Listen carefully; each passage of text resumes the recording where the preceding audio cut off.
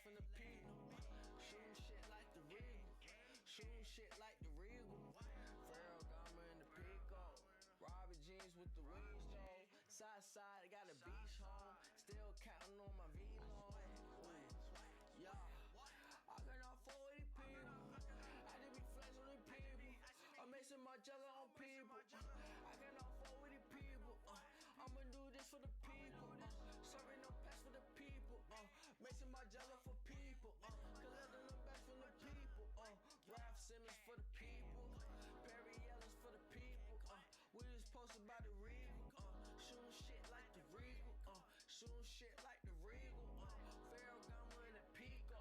Robert jeans with the wings though. Side side. Side side with the Pico. Side side with the beast home. Counting up on my V-Long. Counting up on my V-Long. Always coming with shit all alone. Fuck the bitch on my V-Long. Put your bitch down with V-Long. Yeah. I cannot afford with these people. I'ma do this for this people. Mixing my jello for people. Rap Simmons for the people. Perry Ellis for the people. Fair Perry for the people. Rap Simmons for the people. Nike shoes for the people. Air Jordan for the people.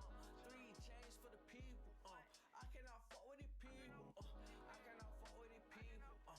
Shooting shit like the Regal. We was posted at the Regal. I was posted at the Regal. What is up, everyone? Welcome back to another episode of Simply Extra.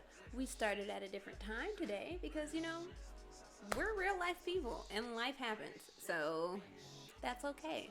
We still on the road. We don't break stride. We just continue to go. So I am one of your hosts, Dimes. This is the lovely Wavy. Sorry, that was my cue. It's okay. We never practiced before. We don't. This is a not rehearsed production. At all. It's all live. Simply Extra. That's got to stay it. So, today we're going to start the stream off. It is the last day of Black History Month, and it would not sit right in my soul if we didn't talk about a little Detroit history, because that's where we're from, well, me anyways, and that's where we're streaming, currently residing. So we're going to introduce you to a little bit of Detroit history, and it's called the Jit, and we're going to pull up our homeboy Jitting Jesus and show you a little thing or two. Take it away, Jitting Jesus. Jitting Jesus, Jitting Jesus, Jitting Jesus. I love the editing, the intro, very extra, but seems like that's appropriate for the program. Yeah. And it shows you who he is, because he ain't ready. He is coming to shut it down. Jitting Jesus actually had to fly in himself to this, what do we call this, Family Rec Center, probably in Detroit somewhere, 7 Mile. He's posted. He's talking about God created the earth and all that stuff, and then Jesus came. He's taking it over, honey. Oh, here we are. Plays 0 games. Also known as the jitterbug. Developed from the jitterbug. Okay. Wow. Killing it. Seemingly. They planned that money throw. That was like a bomb. Firework, if you will.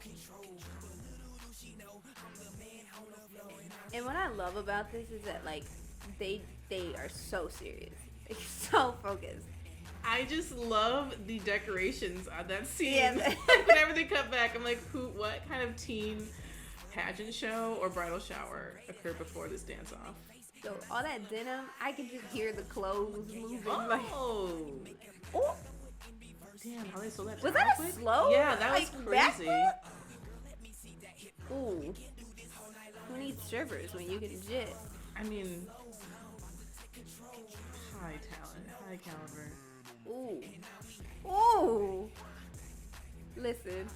I love the logo. Oh, you can't see it because there are photos covering it, but this video is called Jitting Jesus, the best jit ever. They have their own little logo inspired by the NBA. Iconic. And I love the matching outfits. Like, Jitting Jesus is obviously with the Jitting team, and they came to shut it down. Period. And I love how the women in this crowd. So, like, is it specifically for their shirt off? For the entertainment of that? Like, amazing. Can I hire him? My birthday's coming up. Let's have Jitting Jesus. For my Anywhere, entertainment. if you're in the chat. Please. How do I hire you? Are we good on Jitting Jesus? I think we are good on Jitting Jesus. You can never really have enough. I was gonna say, actually, I'm never done with Jitting Jesus. I might revisit it. We'll return to. Ooh. Ooh, wait. Oh, yeah, because he was we're not done it. watching it, actually. Damn. Period. Okay. Congratulations. Jitting Jesus, I'm gonna have to hit you up because, listen, that was amazing. So, a little bit like a backstory on the Jit. The Jit is a very, like, as y'all seen, very footwork heavy dance that originated in Detroit. It came from, it was developed after the riots. I read an article earlier. Please don't fact check me. Actually, yes, fact check me. But this article, if you know more than me, please let me know. It was the era of Jitting was the Jesus. You got it. This era of Jitting was the direct result of the 1967 riots and the widespread dumping of heroin into the black community. So by the early 70s, a large portion of young children whose parents were on drugs had to fend for themselves began to cultivate their own pseudo-families, gangs. Long story short, Jitting was developed from gang rivalry, and it just turned into literally dance battles to bounce music. That is very much a Detroit thing. Y'all know what I'm talking about. The mixes on Saturday nights and Friday nights, popping. Everybody just jits. Let me see your footwork. That kind of stuff, like, that is very much so a Detroit thing. So I wanted to shout that out on the last day of Black History Month because Detroit history is Black history. So shout out to you, Jitting Jesus. I will try to find your information to contact you because I would love to see a live performance. And I would love to know what was going on when they were all on the stage with those women because it looked like a very fun time. I'm not going to lie. I love that. I don't know if it actually was in Detroit, but I was watching some Vice documentary about the motorcycle culture. And of course, at these big like rollouts with all the motorcycles, it was a time to like pick up girls in the street. But sometimes after the show, they would, they'd all split up and go do their own thing. You get with the girls, that night. Some of the girl bikers would go to these male strip clubs and have the times of their lives. And I know Detroit has a huge biking culture. Yeah. So I wonder if just one of those other special scenes where women get together and watch the men, display the gifts. Interesting. My aunt was actually in one of those social clubs, like, that developed from the motorcycle clubs. I'm going to have to contact her and get some more information on that. Shout out to you, ST, if you're watching this. I'm going to contact you about that more because I would love to learn more. I love it. Interesting. So, how are you feeling, Wavy? Gotta be honest, I'm getting irritated by this screen once again because I can see. Yep, a little bit better. Solid. Now I'm feeling better. Good. I can continue. Good. Today's been pretty good. I woke up right away and kind of started doing a little cleaning around the house. I'm proud of myself, still kind of having some residual pride in making this K-Town noodle dish. Here, I'm bringing some music back, y'all. Yes. K-Town noodles. What's that? K-Town noodles. Basically, it's like ramen. Okay. But I had or stir fry, where I had very thin rice noodles, some chopped up cucumber, onions, like green onions, and then I made my own kimchi attempt with red cabbage, and I stored in a vinegar jar. And then added this new spice I learned about for this cookbook, which I wish I remembered. Chef Marcus is my new man's out here. Really, he whispers in my ear while I chef. He's like, "You can do it." Chef Marcus is really keeping us fed here. Okay. But adding this new spice called harissa that I never heard of. Harissa? Hariss. I mean, it's harissa. It looks like Marissa, but it's a har on the front. Yeah, so look, spicy cabbage basically, and I risk whenever time I try to make an Asian cuisine because I just feel like I have a hard time making rice and noodles, bro. Yeah, it's really, and if you can't do that, it's kind of hit or miss with the rest of the meal. So yeah, I was proud of myself, and I'm still having that champ feels. Okay, you feeling confident? You could say confident, yeah. Okay, all right. I had a good morning. Started off a little rough. But I did have a lemon lavender vegan donut, and that was a first for me. So yeah, that was interesting to have. Definitely. Shout out Strange Matter. You got Strange Matter in Lansing. I only found out about him because of Blake. He was very adamant on me trying these donuts. Shout outs to you. So shout out to you, Blake. And yeah, it was quite delicious. Actually inspired me to probably make a soap based off of it. Who knows? Maybe a nice oil blend. Put it in my bath one night. It'd be nice. Ooh. So I'm feeling confident about that. I miss baths. I need to take one. I need to clean my shower though first. Honestly, I take baths probably like once a month for my unwinding. I don't take them often because I do feel like it's a very much so like a waste of water. Not gonna lie. No, it's actually conserving water versus a shower.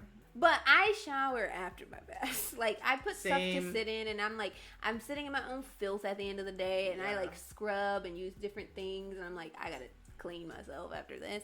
So, I don't try to do it often, but I recommend baths, especially, like, I'm active, I'm an active person, you know, and it's just very nice to just sit, boil my body, basically, in this hot water and oil, different body spices, if you will, and just cook myself for a good hour. I pour wine, you know, just listen to some music. Miguel sometimes, my aunties and uncles, Anita Baker. It's nice. I recommend a bath. Please don't use bath bombs though, lady. It's not good for...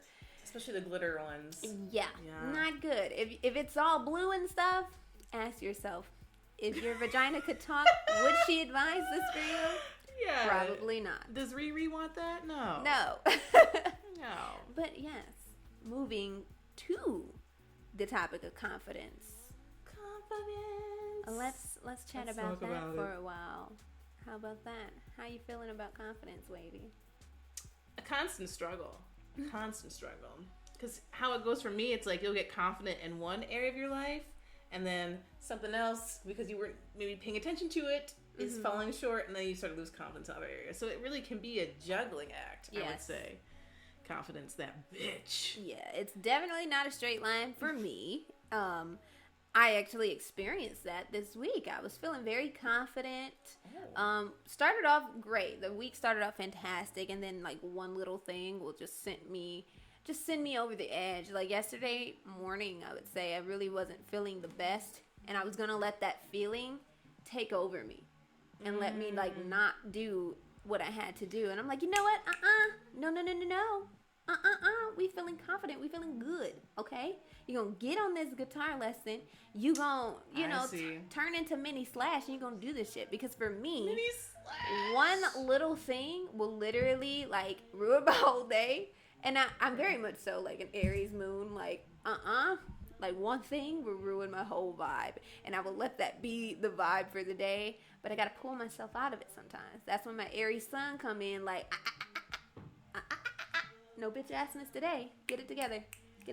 So when you woke up that morning, what was your feeling about confidence? Like were you anxious about your guitar lesson? You're like, oh, I didn't practice. Like, no, it was just like after an emotional realization and just dealing with that kind of situation, like sorting through my thoughts, I just really wasn't feeling confident about a situation.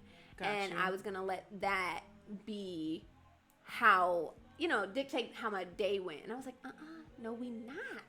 No, we not. So get that guitar, work on your finger work, fret, do what you got to do, and keep it pushing. And shout out to Alex, my guitar teacher, because you are a patient man, and I don't know where I'd be without you. He has a lot of confidence in me, and I love that. I was gonna ask, because I think one of the most humbling experiences is trying to learn something new. So have you seen any residual effects with your confidence from learning guitar? Because I'll practice, right? and I'm doing great. But as soon as I get on camera and he's like, okay, show me. And I'm like, and I'm like, you know what? Wait, hold on. Oh my God. And he's like, you're doing great. You're doing fine. I'm like, you know what, Alex? Thank you so much, because I'm not. You may be lying to me, but it makes me feel better. You know, it makes me feel like I can take on the world. And when I do something correctly, and he's like, yeah, you got it. I'm like, you know what? I do. I have it. It's right here, and it's mine. So it feels fantastic to me. That is beautiful. I think I had my confidence weird moment this week when I was at Dimes' house. I wanted to get some workout tips. I'm coming back into my fitness mode, and I was like, let me try something different, because I like to watch a lot of YouTube videos. Let me go to boot camp Diamond Cut. And yeah, they cut up these arms, they cut up these abs for sure. But Dimes also has a pole. And I think everybody goes through that phase where they look at the pole thing, and you're like, oh, I see these heifers on these things. Like, I can do this. Like, and then you actually put yourself in that position. You're like, okay, I thought I had muscles in my arms. Like, but it's beyond just having muscle. It's knowing how to engage them. And then I think there was one time where you were talking to me and I wasn't like fully listening. Odd. And I was kind of like started spinning on the pole, and I think that was like my most elegant little mount or attempt, was when I wasn't even thinking about it, and I was just like not judging myself with you in the room, whatever. Like, so confidence being one of the biggest muscles needed for any new skill. Yeah, not honestly. Just pole dancing. Yeah, and I honestly am very proud of you. She did fantastic, honestly. And it was that moment, because I was talking to you about something, and you were just going around, and I'm like, oh my God, you just did it! Like, did you not see that? I was like, no, I didn't. Yeah, you did. So I'm proud of you in that moment. We can work on that confidence, because now I feel like we've secured this deal that Tuesdays might also be a Dimes and Wavy time to get that confidence going, a little fit, do something different in the fitness regimen. And I'm all for it. Love to see it. Can't wait to see how you blossom. Absolutely. Awesome. You too. Like, it makes me feel good too. It's confidence in myself, because I thought about for a while, I kind of want to get my certificate in like personal training and like nutrition and stuff. But then I think sometimes, like, why would I do that? Like, I have like very little knowledge of some of these things. But then like just seeing how you reacted to it, and you're like, you're a great teacher. I'm like, are you kidding me? Like, please don't. You truly were. Yeah, it was like a confidence booster. So we love that. Thank you, by the way. Anytime. Would love to be your first like trainee dummy. But that's interesting. And this is something that I think, as we talk about confidence, Black women do this a lot, women do this a lot, because we know we're very critical. Yeah. Because people are always critical of us. True. And so, yeah, like, I don't know all there is to know about training fitness stuff. At least that's what we tell ourselves. And so, yeah, it just delays and delays and delays us from actually doing the thing that we want. Twitching, wow. I would never have done this, because, honestly. And even sometimes in between, we only have like one person watching this right now. LOL, love you. I see you watching. Hi. You know, you think to yourself, like, what's the point? It's like, well, it becomes more than just like what other people are getting out of it. It's like, well, speaking for you, well, I'm Diamond, I'm a trainer, and I love seeing my friends flourish. So like, or like, I like to train my body. So like, why wouldn't I embody that job title that already exists, where I can be helping my friends and still working about my fitness? True. And I can apply it to myself in so many other ways. Like photography, had I not started, I probably never would have, because I like did not know what I was doing. But part of that like foolishness behavior, which is very Gemini, and if you talk about tarot, the Fool card, people can sometimes be envious of those who like don't put all those blocks in front of them. They're just like, yeah, I don't know what the fuck I'm doing, but I'm gonna try it. And honestly, that's the confidence of just saying, you know what, I'm gonna learn it. I'm gonna do it, despite where my level is at all. Like, and it's you crazy. can even sum it up as ignorance, but at the end of the day, it's kind of like, well, I know I'll get better eventually. I know I'll learn. You gotta just be an advocate for yourself. I love that. That's like confidence, just advocating for yourself. Ding, ding. If there was text bubble, that'd be it. Advocating for yourself. And honestly, you're a fantastic photographer, so that's crazy that you even had that like thought process. Because the first time I ever saw your work, I was like, oh, I love her. I love this whole aesthetic. Like, please put me in front of your camera. Like, you're great. Yeah, we don't do that enough. We don't. Next week, we've decided we're probably going to take a week off of the stream and get some content together. Like an actual promotional like packet for Dimes X Wavy, because we need to do so. It's time. But thank you for saying that, Queen. I think it's just like, again, well, this will be my last thing I talk about for confidence, and we can move on. But for me, it's whenever you level up. So, like, yeah, I was great at taking pictures in my studio where I had all control of the lighting. But then as soon as I go out and I do a shoot at a club, like a night photography or outdoor photography really in general, when there's no sun out, it's when you start really, shit, like, I suck at this, actually. Like, I actually don't really know how to use my equipment. But it's, again, like that fluctuating confidence. It's just because I reach a new level. Yeah. And instead of just acknowledging, like, oh, we're at a new place today, so that's why we're a little rusty or we don't have all the answers. And that's fine, because just we roll need through those it. Be moments. Confident that you'll get through it. Exactly. Yeah. But moving on, like staying on the topic of confidence, but moving on to the different forms of confidence. Okay. Confidence can look very different. Like, we were talking about ourselves in moments of like, okay, well, I need to be confident. Confidence can look so many different ways. Like, I can be like, oh my gosh, I can never pull that dress off, but having the confidence to just wear it, you know, going out, not caring what people think, how my body looks, being so just conscious of how I'm looking or how my body fits the dress, whatever the hell it is. You know, that's one form of confidence. But a confidence that I want to talk about too is relationships. Okay. Friendships. Let's dive into that, because that's a huge thing. I know we were speaking earlier about a past experience that I had, just seeing a friend not having the confidence to speak up when another friend of theirs spoke not particularly great about a community that they're part of. And I think we should be a bit more detailed, right? Okay. I'm gonna say people's names, but like I have a friend who is gay, and they have friends or had friends, I'm not sure if that relationship still exists or not, that can make comments about homophobia or just homophobic comments in general. And me seeing that friend not having the confidence to speak up, because technically they're talking about you, you know what I mean? Like, you're sitting there listening to them dog that community, but you can't just brush it off and be like, oh, they're not talking about me because they're friends with me. No, they're speaking on something that you directly correlate to. So you need to have the confidence to be like, you know, and that's something that a lot of people need to work on, because not a lot of people, you know, a lot of people don't like confrontation. And I think the word confrontation itself has a bad rap. A lot of people hear confrontation and hear like, oh, they're about to fight or something of that nature. And that's not necessarily true. So it's just learning when is the right time to speak up and having the confidence to do so, because the behavior that you allow will continue.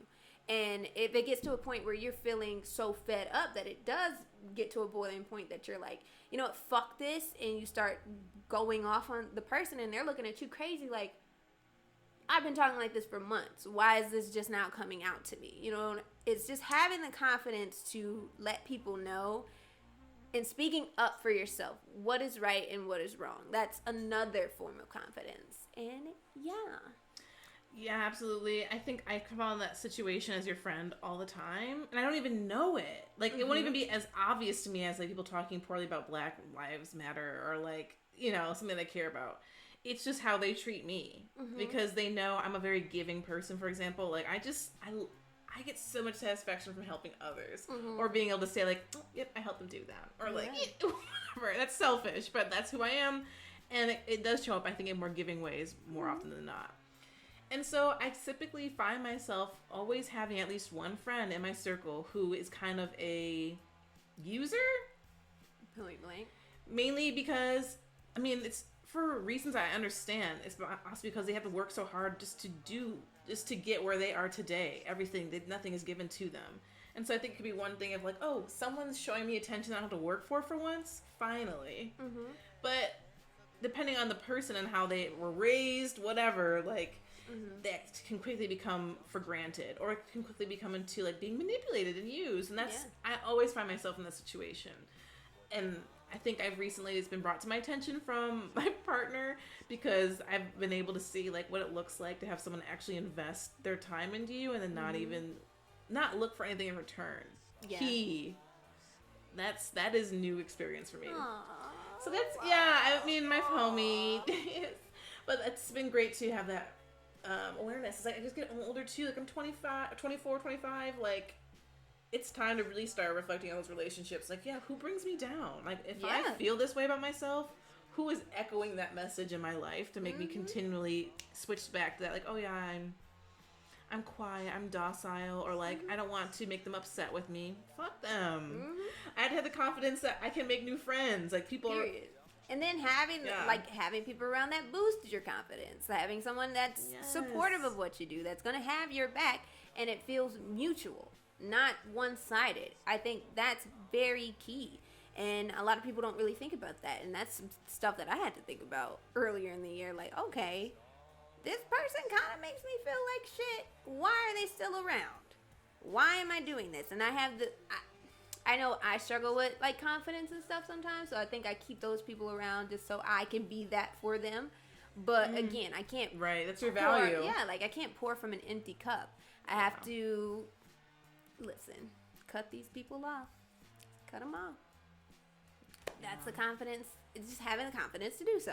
So working on your confidence in multiple ways. And this can be like in the workplace too. Just having the confidence to speak up and being like, I know I worked hard on this. Or just not feeling like if someone's critiquing in a good way, not feeling like someone's attacking you. So working on confidence as a whole, not just simply as like, oh, I don't like the way I look today. Confidence is a mental thing as well.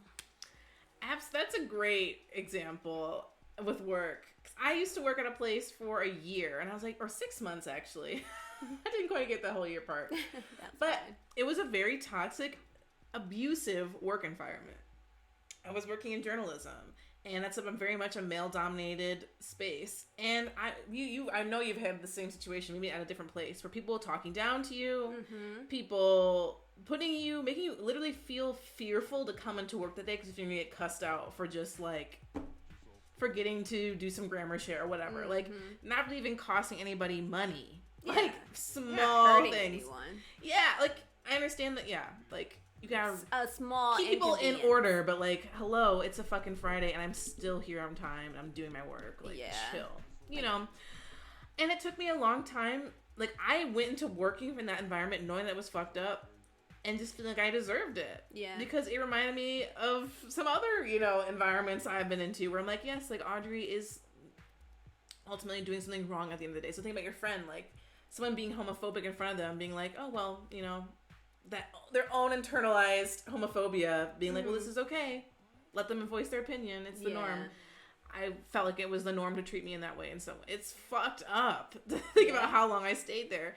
But I was just the other day, like, really proud of myself for eventually leaving. And it was like a Stockholm syndrome thing. Like any other bad relationship, bad friendship. Sometimes it's easier to notice from your employer. It's like, wait, I don't owe you shit. And actually, I don't, having that confidence, just like, you need me. Period. A lot of people need to realize that. Yeah, like, twisting in their minds, like, wait, so if that's how you view me or view people, like, then why do you keep me around so much? Like, obviously you find some value in me. Right. If I'm that disposable, then dispose of me. I'm here for a reason. Yeah.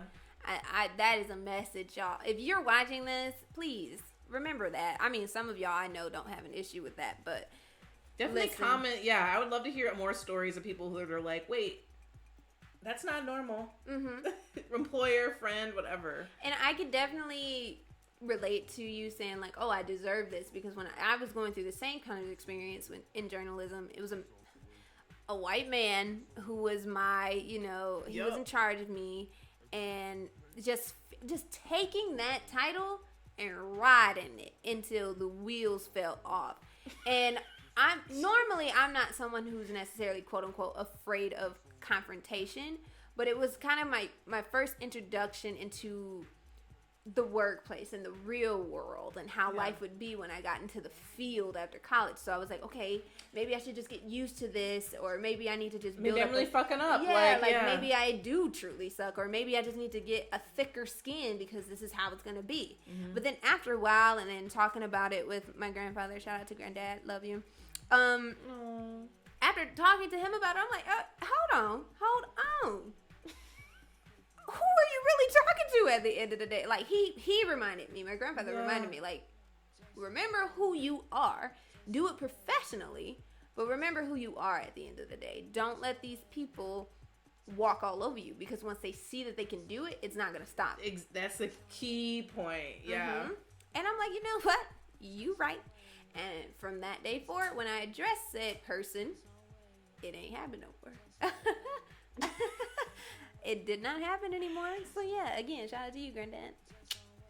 Love that. Mm-hmm. You just wasn't it down on text? You're like, no, it was over the phone. And like, my granddad is a person who knows when something's wrong. He could hear it in my voice, and he was like, let's talk about this. Let's sort it out, because just who I was as a person at the time. I was like, anger, like I will go for it.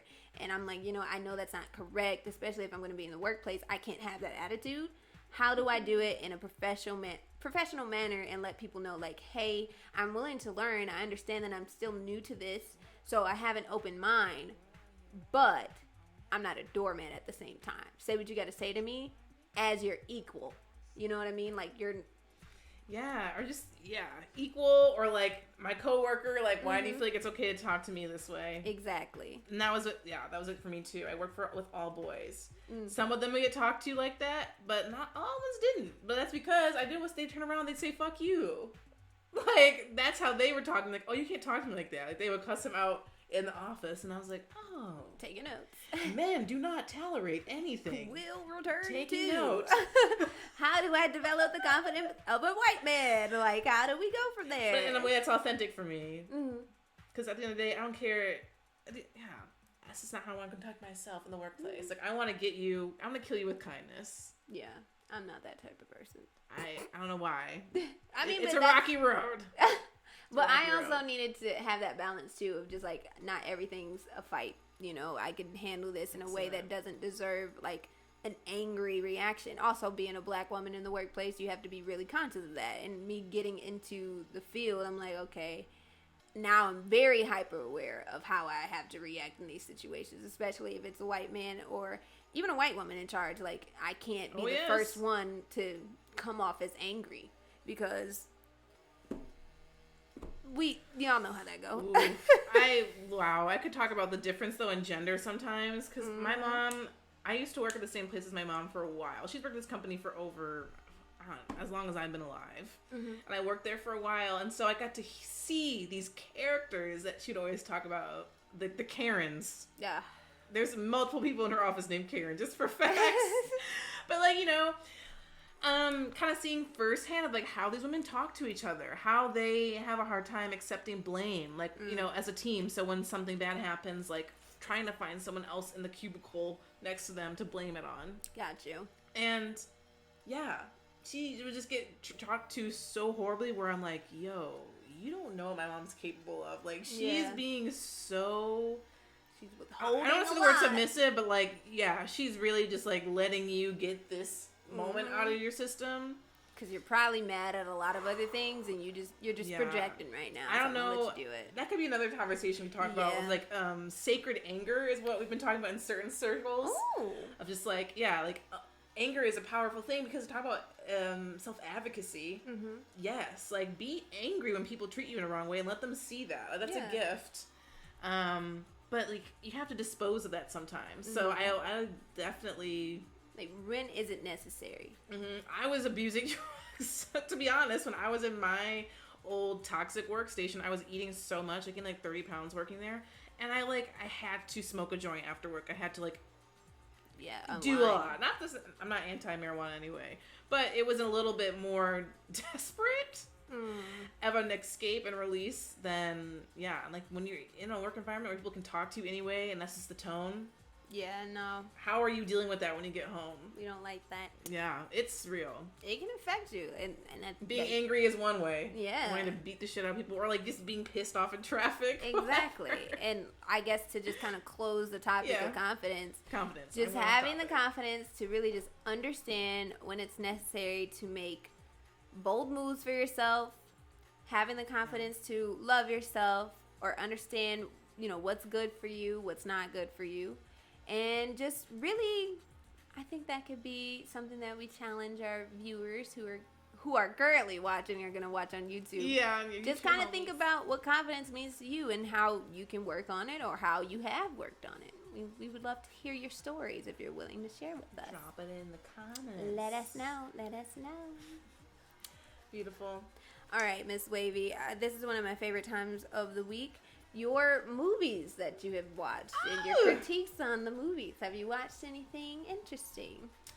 So, other than just catching up on Rick and Morty, because I stopped watching that for a minute and just loving the content that's come through there, I did sit and watch United States versus Billie Holiday. Okay. I guess you could call it a biopic, but it's really like a fictionalized Hollywood retelling of the types of abuse and victimization that Billie Holiday had to go through. Okay. Not only just as a black woman that was kind of grew up in poverty with a single mom, but also how the government and the U.S. in general, like people, vilified her. They tried to focus this mainly on her song, Strange Fruit, which is like, it's really a poem. There's no music that goes into it. It's not supposed to be like a really pretty, sparkly song like her other ones. But it talked about lynching in America, and this was like, I don't know anything about dates. Sorry. But it was at a racist time. Yeah, it was a very racist time where this lynching stuff was like, it wasn't uncommon. They show a scene where she's on a tour bus and hops off into some cornfields to like pee. And then keeps walking, hears some people crying, and like sees a lynching. So like, obviously that was a dramatization, but truly was something you could stumble across on when in the South. I remember I was talking to a guy who was houseless in Lansing, who was like 50 years old, lived on the streets for many years. Saying that he remembers seeing lynchings in Lansing, in Michigan. So like, it's really not specific to the South. It was a general pervasive issue. Sundown towns? Was Lansing a sundown town? Yes, at least Lansing as well. Ah, good to know. Yeah. Did not know. And late. Like, that was, I feel like in the 80s that shit was lifted. Like, oh my God. Very strange. Anyways. We'll return to. I would love to talk more about East Lansing racism and just like college town surveillance of black bodies, brown bodies. It's quite interesting. Did not know. But it's a good, ultimately I can see where a lot of people like it. I just don't know who the audience was. It definitely wasn't me. It was directed by Lee Daniels, who also did 12 Years a Slave, I'm pretty sure. I'm not fact checking everything, but Lee Daniels is prestigious in the sense that he's won Grammys for telling black stories, but he always goes over the top. He is extra as fuck. And so where that comes on screen very beautifully in her outfits, the scenes, even some of the dramatizations, because they showed like her position with men. Like obviously she was a beautiful woman singing beautiful songs about like her love songs. So she's an object of men's affection, but she's also the attention of like the male government. And also because she didn't have a cabaret card and that was taken away from her. Cabaret cards were basically like a little license that you had to be given by the government that allowed you to perform at a place where they were serving alcohol or any sort of nightclub. Okay. And so that was revoked for her. They did not go into enough detail about that at all because it really didn't explain why she had to get so close with some of these really shitty dudes. It was not just because she liked rough sex. I'll get to that. Okay. Or like she's had like this, femme fatale. She needed these dudes. It was because she had nowhere else to go.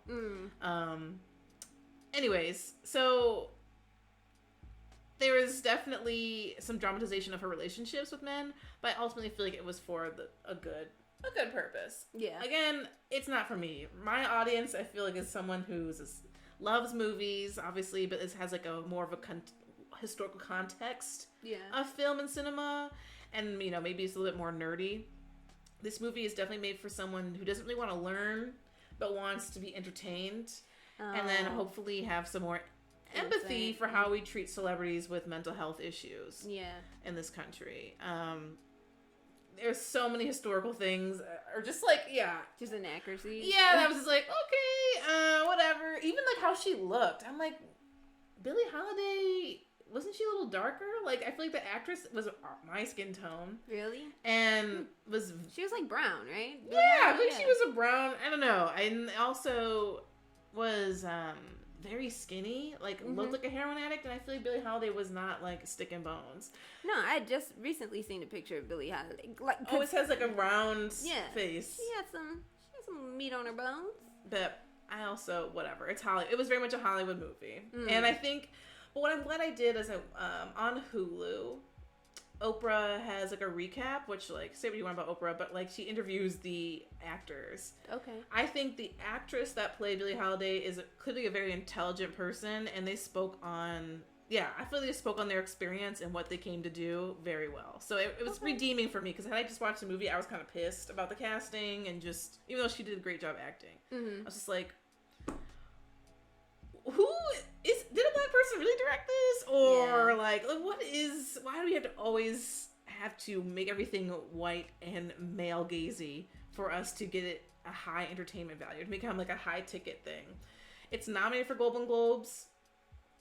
I don't really understand why, other than a lot of money went into this production, and it's giving homage to a name that maybe because it's the white gaze. I feel like movies and shows like that, black trauma pretty much is not made for us. I had a conversation about that with my best friend. Like, it's very hard for me to watch those kind of movies now, because I haven't seen any Daniel Lee movies, because that's what he's about. I refuse to watch 12 Years a Slave. Like, I'm not doing it. Like, I've learned it. Like, Black history was taught to us because we had no choice to learn it. Like, it wasn't being advocated in schools. Like, we know about George Washington Carver and peanut butter and MLK. We know all of that. But, like, we don't... Oh, wait, Daniel Lee? Wait. Lee Daniels. Yo, I'm funny. Okay, you're right. Lee Daniels. I was like, I don't think. There we go. I'm like, why was he not the first results? Yeah. The Butler. Oh, maybe he didn't do 12 Years a Slave. Oh, Precious. Yeah, I love that. Precious is a horror movie itself. But, Okay, yeah, let me take that back. He did not direct 12 Years a Slave. But still, like, the whole black trauma and the white gaze thing, I'm good on it. But these movies... He did direct Monsters Ball, so there we go. I've never seen that movie. I got a lot of movies to put on my watch list. I mean, I'll bring it up later. I keep People interrupting come for me like, no, you're good. I need to just develop a watch list of movies. There's so many recommendations that I have. And then it's just, like, iconic movies that I haven't seen. And people are like, are you kidding me? Like, Steve McQueen, no. I'm a dumbass. I feel like Lee Daniels had to be involved in this in some way. I just feel like he is. Is he a producer? He's pissed he wasn't, but he wasn't. My bad, Lee Daniels. You didn't really do anything to me, but... But 100%, what you're saying, I'm so sorry I interrupted you, but it definitely was, like, playing on the idea. Hi, Holly88. Hi. But yeah, I definitely recommend check out The United States versus Billie Holiday. It's a long one. It's a long one. But it's also some very iconic fashion moments, at least for me. Oh, we love that. I think that was a lot. I know there was supposed to be more deeper takeaways, but it was a Hollywood film. So I mean, it's good to actually like what you're looking at. That helps a lot. It does help. Sometimes I watch stuff and I get so bothered by outfits. Like, I hate turtlenecks. That's something that I'm adamant about that. I do not believe in the turtleneck. I hate it. I hate it. So, like, I feel like if someone was just wearing, like, a terrible turtleneck outfit, I'm not going to listen or pay attention to what's happening in the scene. All I want to do is just... Yeah, I just want to rip it off. Like, burn it. Like, so, no, like, that is a very key thing that we need to talk about or address more. I feel like people don't really give credit to, like, costume designers and things like that, especially for period pieces. Yeah, you know what? I would love to see who did that, because there is, like... Yeah, I would love to see who did the costume in that, because it was iconic. And they definitely, why it's rated R is because they do show people, like, shooting a heroine, so that's a thing. But other than that, and then some, like, raunchy sex scenes. Oh, there's one sex scene that's so hard to watch. They did talk about it in the recap, but it's just hard to watch, not because it's it's wrong. It's really wrong, and I don't know if it really brought the essence of who Billie was. But talking about the confidence, like, really, it was showing you, like, how on stage they're this, like, powerful person, but now we know, well, they had to get high as fuck to, like, even perform. And it made more sense, though, watching that. Like, for example, like, singing Strange Fruit in front of an audience of, like, wealthy white people, and them being like, oh, God! Beautiful. Like, you better be stoned to do something like that. Do you like, know it's what I'm painful. talking about? Yeah, like, I can't. like... Yeah, no, it makes a lot of sense. Why aren't you guys bailing me out of jail if you care so much?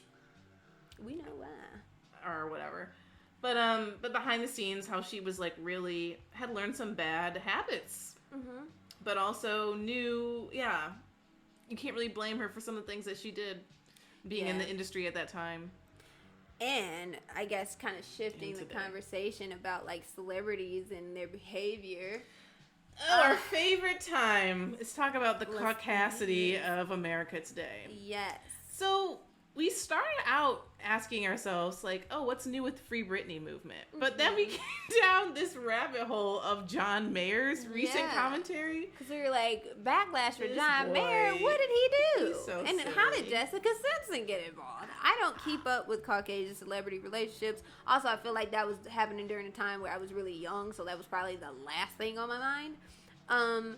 So yeah, we saw this article and we were just kind of like, what is the connection of FreeBrittney, Jessica Simpson, Taylor Swift, and John Mayer? So this is a very interesting article, and we're going to do some live digging with y'all because we came across something in this article that just... We know where our heads. We missed it. Whatever year that he said that shit, we were not awake. So we came into... At least I did. I'm going to speak for myself. I started reading this like... I'm sorry. I'm just laughing at his dumb ass. No, like, John Mayer, what he do? Like, this is like OG sad boy. You know, he waiting on the world to change, you know... John Mayer, you know, sad, sing-songy, looks tired all the time, John Mayer. Mm-hmm. So we're reading this article, and we're Has black friends. Yeah. He made a comment, like, you're like, okay, he's being empathetic to Brittany, you know? He's like, he almost cried 5 times, as you can see. Okay, so we should start there. Like, so he made a comment on Twitter being like, I cried like 5 times watching the recent Britney Spears documentary, Framing Britney Spears. And so people just had some comments to say about that. Yeah, and I'm just like, why are people critiquing this? Like, what did he say that was wrong? So, we came across these things. Blue-eyed Cole knows. Blue-eyed Cole, she knows. Too bad he was part of the problem. He spoke about Jessica Simpson and Taylor Swift the same way JT did Britney. Do not applaud this. So I'm like, what is she talking about? What are they talking about? Yes. How is this the same thing as, you know, Britney? JT, he did some very, you know, as we previously touched on in a previous episode with the whole, you know, Janet Jackson debacle. Wow, he's been actually ruining a lot of women's careers. Yeah. Oh shit. JT, listen, we not about to do that. Oh That's a whole nother conversation because I got a lot to say about that. But so we're just reading through this, and you know, he's like, I didn't go through. I can understand like how it may be way worse for a woman coming out of this. You know, being a person in the industry, and I came out okay because I'm a man. And you're like, okay, yeah, we feel it, woke, shout out to you. But then we come across these tweets of obvious fans who have something to say. You know, they feel some way about it. Oh, yeah, sorry. Scroll down. I'm yes, sorry. I will I'm navigate the control panel. So the one that really got to us was, you know, he dated Jessica Simpson, and apparently in her memoir, she was saying he would make comments to her like, this is a very interesting quote. He would tell me that my true self is so much greater than the person I was settling on being.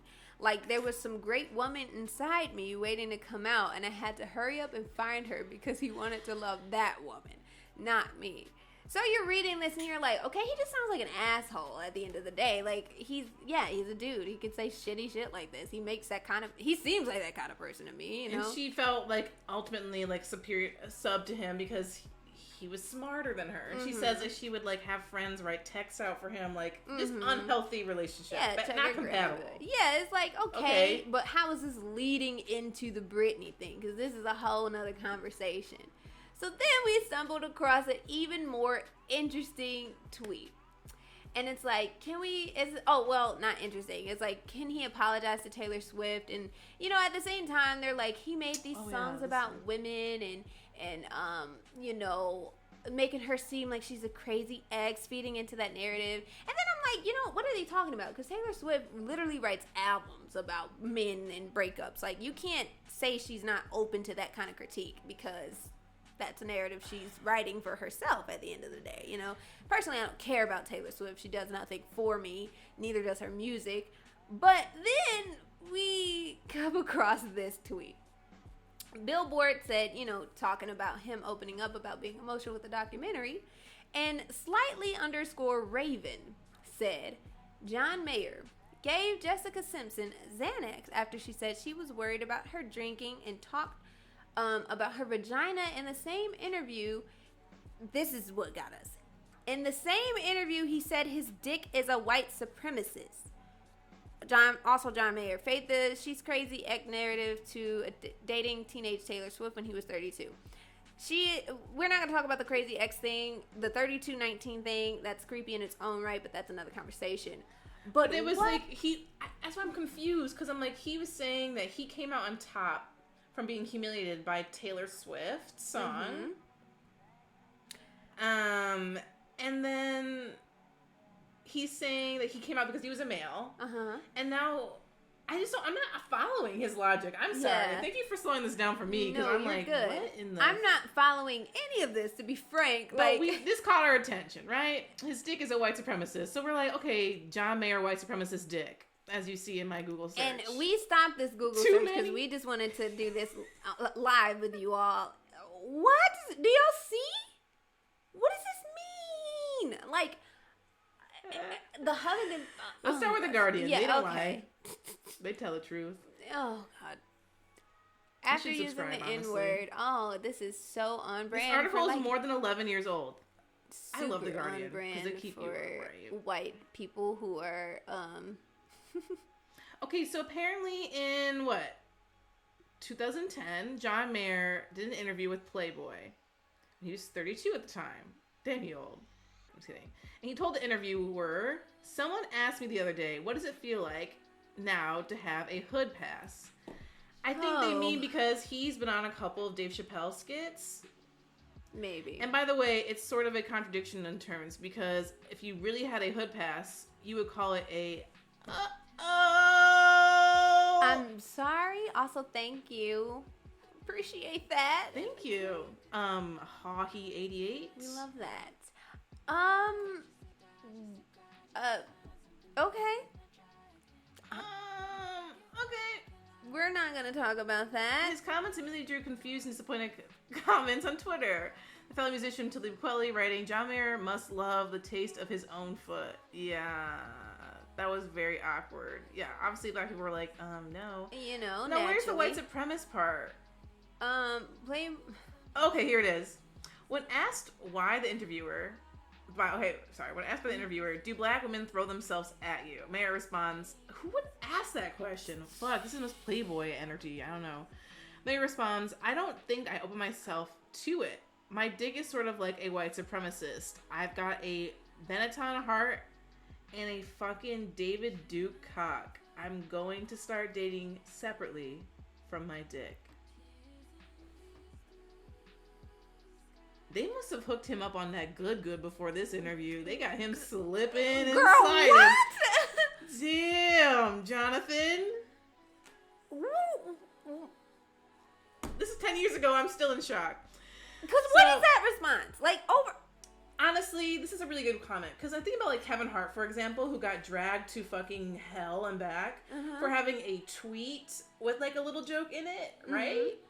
And then... this is like an interview where someone is in your face with a microphone, like asking you questions, and you chose to respond this way. And he wasn't canceled? Like, what? Also, what even possessed that person to ask that question? Like, I mean, they were setting him up, I guess. That's what I mean. They must have. But imagine the confidence to even have a response like that. Like, yeah, I gotta start dating separately for what my penis likes. Yeah, like, we don't want you. Ew. Like, if you try that hard, like. You gotta start dating separately. That's a problem. Jonathan Mayer, I just want to say, if that is your real name, I don't know if your name is Jonathan. I'm gonna call you that anyway. Who cares?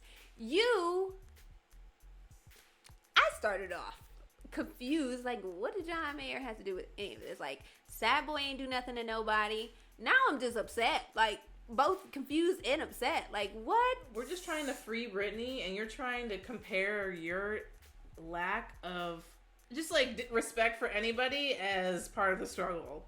First of all, right? Because that's how we got here, looking up Free Britney. Yeah. Jesus Christ. Y'all all what need does that Jesus. even mean? And then I think more so that people, and I think it just touches on society as a whole. More people are worried about the, crazy X narrative Taylor Swift was coming across than anyone bringing that up. That was the first time I'm so confused why Taylor Swift is involved, because like no one put a gun to her head to write those songs. I'm pretty sure. Like, I can't be sure. That's a conversation for another day. Like, you can't. Like, she's definitely worth criticizing the music that she writes, especially people who are like, she's such a role model, a young woman. Yeah, but Britney Spears, her career literally is suffering from the abuse that she took from her own, like, her parents' estate, whatever the fuck the drama that is, and then the industry. Like, where she literally said, I'm done performing. Yeah, and then just how Taylor she was Swift, treated during all that. She's still out here. This is not comparable. She's fine. She made a hell of a lot of money writing those music, and if she honestly makes fun of it herself, right? The whole crazy X thing. If she ain't like it, she wouldn't be doing it. But that's as much as I'm gonna say on that. But I'm looking at Jonathan Mayer. I just want to look back to Jesus. What would Jitting Jesus do? Jitting Jesus, can you free us from this hellhole? Because this is not for me. Like, I am baffled.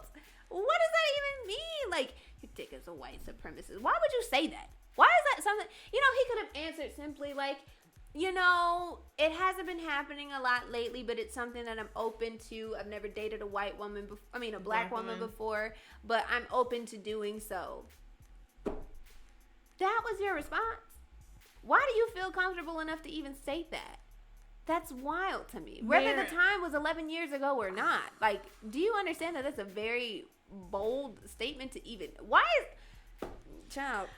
Mayer also noted that Spears got much more maligned by the inhumane experiment of fame than I did. That's also just like a stab, like a backhanded compliment. Also, like, not really showing empathy, just like, oh, she took it much worse than I did. Also, like, she's been in the industry since she was a child. Like, I didn't start hearing about John Mayer until I was, 2005? You know what I mean? Like, that era. She's been in this since she was literally a small child. You don't compare y'all situation because it's not the same at all. Yeah, you making the comment that men don't get the same kind of backlash as women in the industry, it's very much so valid.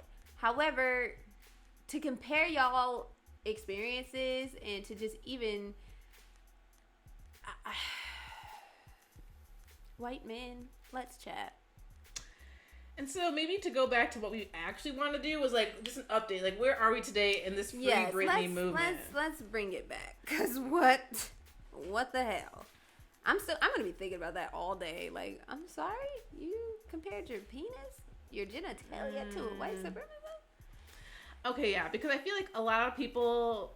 One, because we all grew up listening to Britney, so, like, if you were an outsider, you're like an outcast in society, and you were really young, you might just, like, love Britney. Black, white, gay, straight, whatever. She has a very vast thing here, and so maybe why I like how this article is opening up here. Like, maybe the reason why we give such a fuck about this is because, once again, we are feeling more oppressed than ever before with this quarantine. And so it's just like something for us to get into and be like, yes, let's take this from this undeserving, old white rich man and like give it to the queen that really deserves it. And then it also speaks into like how society has changed in literally the course of 10 years, considering that, when she cut her hair and all that stuff, it wasn't, it was ha ha ha, oh my God, this crazy white woman, she's going nuts. It wasn't, the way we look at mental health now is vastly different, and that's good because we as a society are getting a chance to correct the wrongs that we put out there. Again, we were children for when that happened, so we can't really take the blame from it. So we got to talk about the older millennials and the Gen X's and how she was treated now. And now that we get to see a full look into what she was going through at the time, it's totally justified. And it's wrong. You know, we're getting the ins and outs of how this is happening and why it was happening. And she deserves, honestly, her freedom. Miss Spears, you have done nothing but entertain us. To my knowledge, I didn't hear nothing about, no crazy comments being said. You've been an icon for the gay community. I actually saw a Twitter thread the other day that, like, black women love Britney Spears, and it was just a bunch of, black women attesting to that. So she's been an icon in our lives, and she didn't deserve any of that to happen. It was launched in 2009, actually. Wow. Oh, I mean, literally the whole, like, leave Britney alone, like, one of the first, like, really viral memes and, videos. People have been on this shit. Like, her hardcore fans have really been about this. We love that. And they've been fighting the good fight for a while now. Shout out to y'all. And I saw there's another article that's, like, circulating around to a, like, reaction. Is that her dad's lawyer, or, like, maybe one of the big lawyers on the conservatorship, was like, these people couldn't be further more confused. Like, this girl, he saved this girl's life, basically. Like, you have no idea what you're talking about. Oh. That might be true. Where I'm at today, I'm like, that could be true. Because she was kind of a fucking mess. Like, I saw that documentary. The mere fact that she thought her cousin in, like, wherever they were, like, back hills, wherever, that her cousin and her could just drive around in the car and, like, go to public gas stations and places where there's cameras. Like, just, like, some of her actions that she was doing, like, inviting paparazzi along, but then getting pissed when they would show up. I was like, yeah. What? So, yeah, I think she definitely needed some intervention. Yeah. But this seems to be, it's difficult when you're a mentally ill person being seen as, like, okay, but, like, you're still a person with civil rights. Like, you should be able to make some decisions about your life regardless. Also, just given her position and the amount of money that she has and the power that comes with that, the exploitation of it all. Yeah. We touched on that earlier in a previous episode, that it's very key to have a circle around you that wants the best for you. Yeah. And having that be vital, and I don't think that at the time, again, she's been in the industry since she was a kid, so I'm sure that really wasn't on her mind. These people that have managed her for years and the people that were supposed to be in charge of all this stuff for her for years, I'm sure she wasn't even thinking about it from that perspective, and she didn't get the chance to.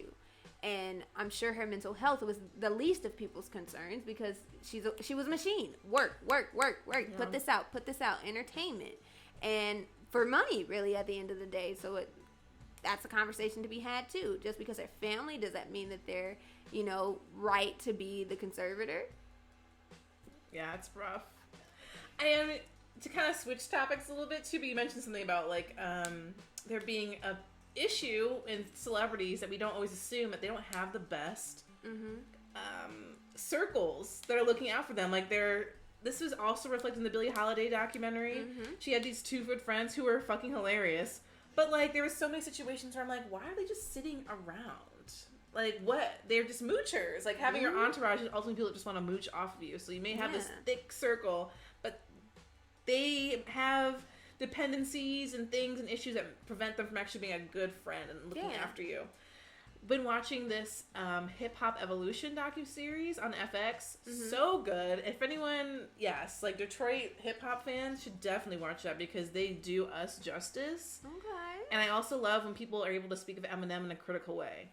Fucking like that, because we don't see it enough. We don't see it enough. I feel not very too critical, but, like, that. just that he's not the only person who's given a fuck about black music in Detroit in the past, like, 20 years. Like, I don't know, something ain't right about all that. Anyways, the docuseries follows, like, 5 OGs, so people that were around for Tupac when they were all young, coming up from the streets, like, trying to make this money. And this is coming from the perspective of people that were, like, never left the street life. Like, they were the liaison between the two, and were ultimately the managers of these young international stars. Yeah. Like, the first time we're seeing kind of some of these international hip-hop stars, they were managing them. And they also were managers of Nicki Minaj, Gucci Mane, French Montana, Nipsey Hussle. All these people had a big part in their start from nothing to something. But they all say, it's kind of like a generational conversation of, like, these new rappers today, and just in general, like our generation, millennials not being able to stick to the code, this tradition of like, you know, there's certain things we don't turn our backs on family being like gang, like our chosen family. And we are always making, you know, when we make money, the idea is that you're giving it to your community. We're all thriving. Nipsey Hussle learned this, but that's why they really emphasize on him too, as kind of like the outlier. And it's so sad that he left, because he was kind of all of them, understood that point of the community service that comes with being a icon. Like the closest thing to God on earth that we really have these days, which is celebrities. Yikes. But no, I think that's important to talk about. Not listening to not having a team. Yeah. Basically. And I think it's different now because, it happens all the time. Historically, the people that you think are closest to you are only around for the benefit of them. And if it takes a second for them to get in a better position than you, they will turn their backs on you. I didn't know that Nipsey Hussle was murdered by, like, in his in his area in Crenshaw, by a fellow 60 Crip, like, whatever, like, so sad. It's just, it's like multi-level, like, they were also couldn't see how they were connected in any way. It became just like this whole clout thing of like everyone's head has a dollar value. Yeah. It's so sad. And when do we start dehumanizing people? When do we stop seeing them as a human, somebody that you were riding with, then, you know, monetary value? When did it become all materialistic? And that's it's sad because you hear about it a lot. Brittany and it's so many young celebrities that we lose. Yeah. And maybe it comes back down to confidence. Cutting people off when it's time to cut them off. If you see that they ain't benefiting you, why are they still around? Or just like how do you see yourself? Like why do you how do you show up in spaces? Are you showing up because you think you got it, or because you're looking for someone to tell you got something? Yep. Or do you feel obligated to do it? Like how do you gauge this? Especially when it comes to fame, I feel like being a celebrity is weird. And if I ever come to that point of finding that out, am I going to do in front of his own property? Nipsey Hussle, like I didn't know that it was like kind of an inside job type of thing, but not too far from Tupac, where it was just like, how could this have happened with someone with so many people around him constantly? It's sad. Anyway, but you're saying Diamond. Nah, I'm just saying, like, we gotta celebrities. That's a whole other conversation. But how do Let's just unfollow all of them and then start going to therapy. All right. Abolish celebrities. I mean, we need them around for our entertainment. I feel like if that wasn't a thing, then we would all go crazy. But you know, whatever. I mean, but we're also entertaining ourselves, us normies. Very true. Okay? I love to watch the YouTube tutorials. My latest YouTube watch has been people conveying their stories on how they were almost sex trafficked. Fascinating. Okay. I'm gonna comment on that. But on YouTube too. Yeah. They're treated like celebrities too, and that's also dangerous. Like the Christina Grimmie girl, she was a singer and she got famous on YouTube, was murdered at a meet and greet because a crazy fan came up and shot her in the head. So it's like YouTubers are practically celebrities now. They're becoming the new celebrities, especially like little kids. All they do is watch YouTube. They don't know. I don't know many cartoons that kids can name, but they can. My niece was like, filming a video. She's young. She's like, like, comment, and subscribe. I'm like, no. Why is that in your vocabulary? It's cute, but also like it's cute, but then in the grand scheme of things, you're like, oh shit, this is kind of creepy. Like, what are we doing to our younger generations? You know what I mean? And what is going to be the new celebrity? What is it going to look like? Because, you know, with the Britney thing, all this was happening before, like, in the middle of, like, peak internet. So, like, Perez Hilton and all those things. Yeah, like, I didn't understand what a piece of shit he really was. Oh, like, yeah, he's trash. He is, but, like, the capitalization, I just didn't even, like... That was, like, peak of all of this. So, like, now everything, money's pretty much made. Marketing, all that is from the internet. And internet celebrities, you know, like, people, look, kids from TikTok, millionaires, swinging their arms and dancing and just flailing. Literally and shit. flailing. And they get followed by paparazzi. They get, like, if you go on Snapchat right now, you can see pretty much, what is Addison Rae doing? Did they break up? Like, what the fuck are these 15-year-old kids, you know? Oh my God. So, like, celebrities are just going to evolve. Like, what we know as a celebrity, and it's just like, we need to have this conversation as a society. The next step is virtual reality goggles. Like, I love I think it's called The Social Dilemma. I think it's that documentary, but maybe it's not. But there's one, I forget. But it ends with Paris Hilton talking about her virtual reality app that they're building. Yeah. And it's eventually you will be able to just not even separate between the celebrity and yourself. You can just hop on to Paris Hilton and Belize at a fucking rooftop DJ party. That is and just terrifying. Be there. That is terrifying to me. It's interesting. Oh my gosh. But it still won't cure, I think, the biggest issue, which is self-confidence. Because a confident person will realize, wow, I'm using all this time living vicariously through this person's life. How could I be enriching my life, my family's lives? I don't know. Also, the new celebrity. Isn't a confident person, that's a woke person. So maybe I'm getting those two words confused. Woke and confidence, because the most insecure ones are the celebrities that go out doing the craziest shit because no attention, no all bad attention. Presses, Y'all know what I'm saying. It's all the same thing. So it boils down to the confidence of being if this is what I do for my work, I'm an actress, and this is my work. I want to separate that from my personal life because this is not who I am at the end of the day. Yes, that's a part of me, but it's not all I am. Yeah. So just praying for y'all. Anxiety. Yeah, we need to have the confidence to shut this shit down and start over. Yeah. What would Instagram look like if it wasn't just bodies and lifestyles that you're not going to achieve? Non-achievable things, materialized.